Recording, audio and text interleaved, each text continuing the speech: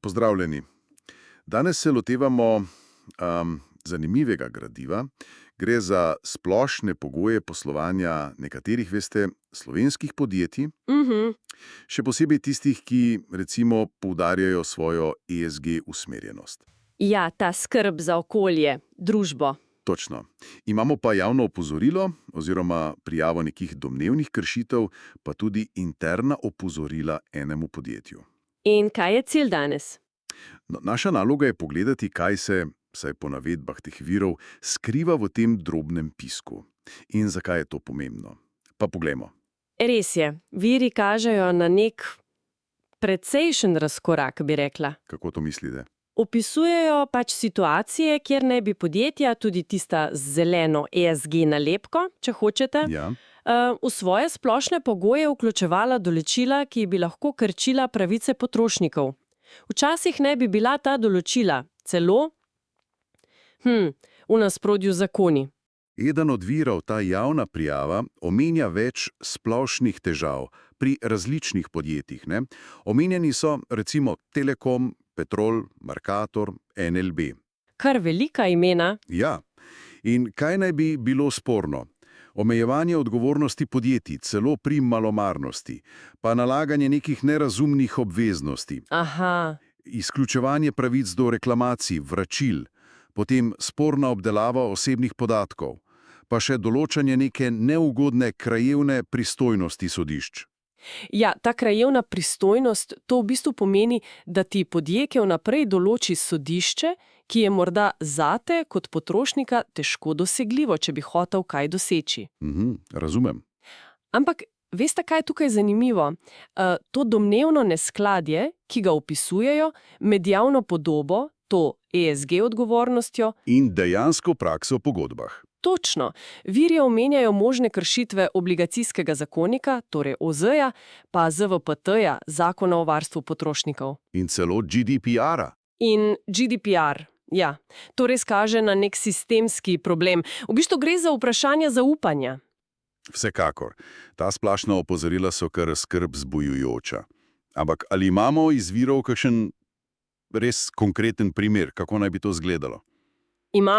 Imamo. Čeprav ta javna prijava omenja več imen, so najbolj podrobna interna opozorila, naslovljena so bila na podjetje Kansai Helios. Aha, Helios. In se nanašajo na njihove pogoje iz, mislim, da marca 2015. Izpostavljeni sta predvsem dve določbi, ki naj bi bili sporni. V redu, prva. Prvič, člen 1.4. Ta naj bi dobavitelju, torej Heliosu, dovoljeval enostransko spreminjanje pogojev, kadarkoli. Kako pa? Zgolj z objavo na njihovi spletni strani. Čakajte malo, samo z objavo na spletu. Ja, tako piše vir. In opozarja, da naj bi bilo to v nasprotju s temeljnimi načeli pogodbenega prava. Pogodbe naj bi se spreminjale s soglasjem, ne? Seveda, obeh strani. Ne pa da ena stran kar sama odloča. To naj bi bilo v neskladju z našim OZ-jem, pa tudi z EU direktivami. To se res sliši. Predvsej nenavadno za pogodbeno razmerje. Kaj pa druga določba? Drugič, člen 3.4, ta naj bi domala v celoti izključevala odgovornost dobavitelja za praktično vso škodo, razen če bi šlo za hudo malomarnost ali pa namerno dejanje. In vir trdi, da je tudi to v nasprotju z obligacijskim zakonikom. Ta naj bi omejeval takšno vnaprejšnje izključevanje odgovornosti, še posebej pri potrošnikih, recimo za škodo zaradi napake na izdelku. In kako to komentira vir? No, eden od teh internih dokumentov to določbo opiše kot pravno gledano samomorilsko. Samomorilsko. Močne besede. Precej, ja. In kaj bi to lahko pomenilo za podjetja, če bi se izkazalo, da so te klavzule res nezakonite? Ja, če bi organi, recimo tržni inšpektorat ali pa sodišča, ugotovili, da so te klavzule res nične, potem bi to lahko pomenilo kar resne težave. Viri omenjajo možne globe. Sodišča bi lahko te klavzule razveljavila, pa seveda odškodninski zahtevki potrošnikov. Torej, ni se zaigrati s tem. Nikakor. Tudi institucije pozivajo k ukrepanju, vsaj tako piše v virih. Zanimivo je tudi, eden od virov špekulira o razlogih. Ali gre za nesposobnost, ali morda kaj načrtnega. Ja, ta špekulacija se pojavi. Res je. Ampak morava poudariti, da gre samo za mnenje, izraženo v viru. Brez dokazov. Tako. Ni predstavljenih dokazov za to. Mi samo povzemamo vsebino tega gradiva. Razumljiv. Kaj pa potem vse to pomeni za potrošnike? Za nas vse. Kaj svetujejo viri? Nasvet iz virov je, rekla bi, precej jasen. In sicer, Pozorno branje splašnih pogojev. Preden karkoli podpišemo ali se strinjamo. torej brati drobni tisk. Absolutno. In če naletimo na kaj spornega, imamo pravico ugovarjati, zahtevati pojasnila. Pravice pa lahko uveljavljamo preko Urada za varstvo potrošnikov, informacijskega pooblaščenca. Ali sodišča, če ne gre drugače. Tudi sodišča v skrajnem primeru.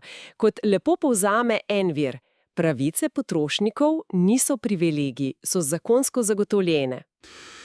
Se pravi, splošni pogoji so del pogodbe, ampak viri opozarjajo, da včasih odražajo neko neravnovesje moči. Točno tako, med podjetjem in stranko. In še posebej poudarjajo, kako pomemben je kritičen pogled.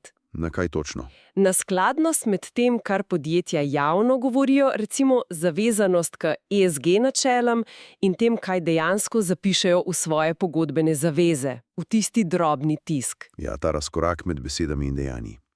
Za konec pa morda še ena misel za premislek, ki izhaja iz teh virov. Izvolite. Če se takšne potencialno sporne prakse, kot jih opisujejo viri, pojavljajo v tako temeljnih dokumentih, kot so splošni pogoji, koliko pozornosti in morda zdravega dvoma bi morali nameniti presojanju drugih trditev podjetij, recimo o njihovi družbeni ali pa okoljski odgovornosti?